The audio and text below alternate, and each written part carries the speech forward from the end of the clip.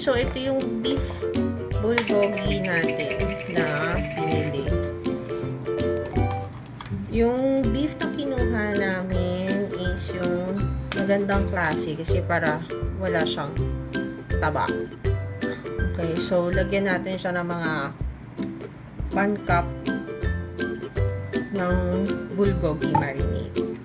Tapos, i-marinade mo lang siya na mga 15 to 20 minutes para kumapit lang. Kasi manipis lang naman to. So, kapit naman kagad yung lasa niya.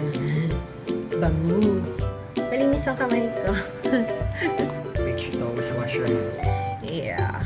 Okay. So, let's set that aside muna.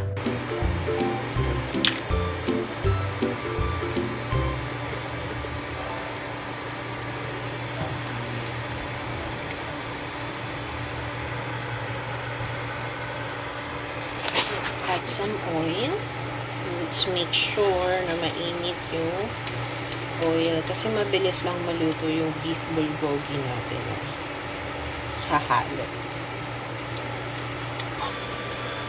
Now that our pan is hot and our oil is hot, it's time to add the beef bulgogi. Careful, they splatter, but I'm so used to it. This is half kilos of meat, by the way. Right.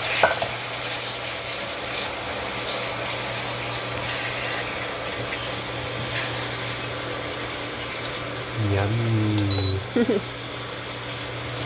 Siglit lang to. Pag nag-brown na siya, luto na. Make sure to steer well. Yep. Ayan na po, naluto na natin yung beef na bulgogi. Sobrang sandali lang siya. Tapos, meron siyang mga parang mga sauce. Tatabi ko na lang yung iba. Ito yan. Konti lang yan. Okay, after natin i-set aside yung beef bulgogi, huwag nyo nang hugasan yung pan or yung wok. In my case, wok kasi gamit ko. Gusto ko ng wok. Huwag nyo nang hugasan yan para yung flavor maiwan. So, add tayo ulit ng konting oil. Ang bango-bango.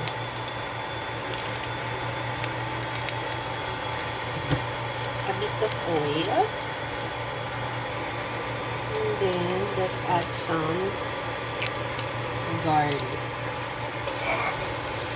So, yung 1 whole na garlic, hinati ko siya. Hahatiin ko siya.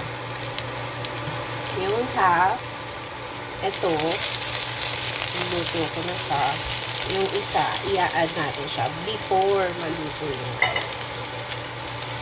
Okay. So, kaya lang tayo nagpa-fried rice. Ah, ang bango.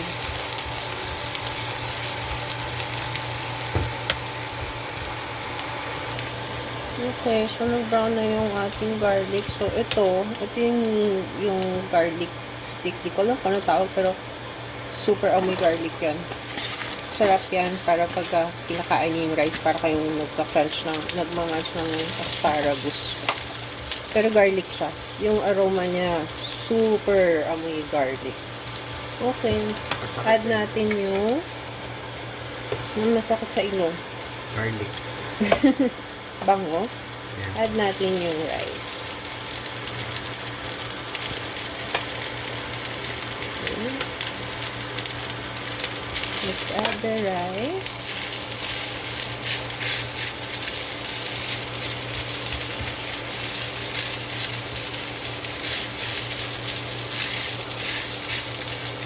Okay, mix lang natin siya. Ba't parang nagugutom ka?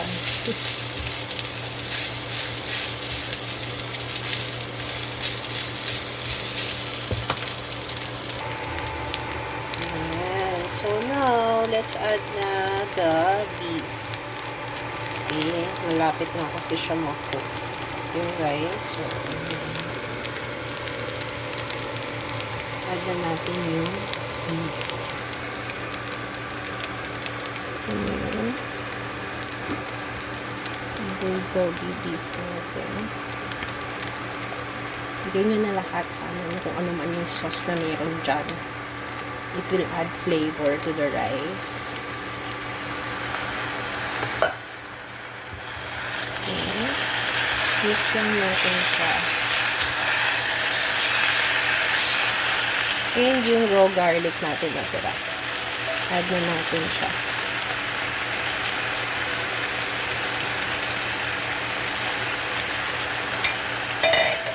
Okay. Ayan, mahalo na natin yung beef natin na i-beef.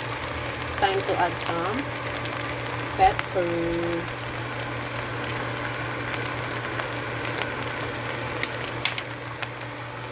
And let's add the corn.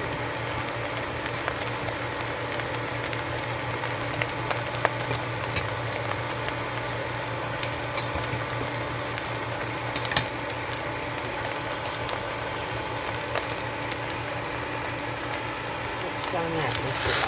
Okay.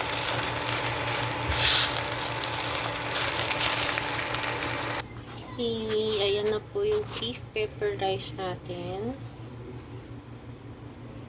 I hope you guys try this recipe. It's very simple, very easy.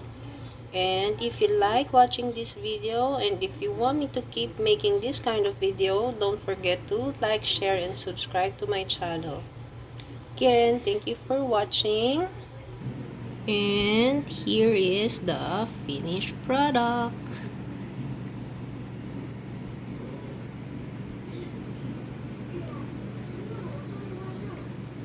Enjoy!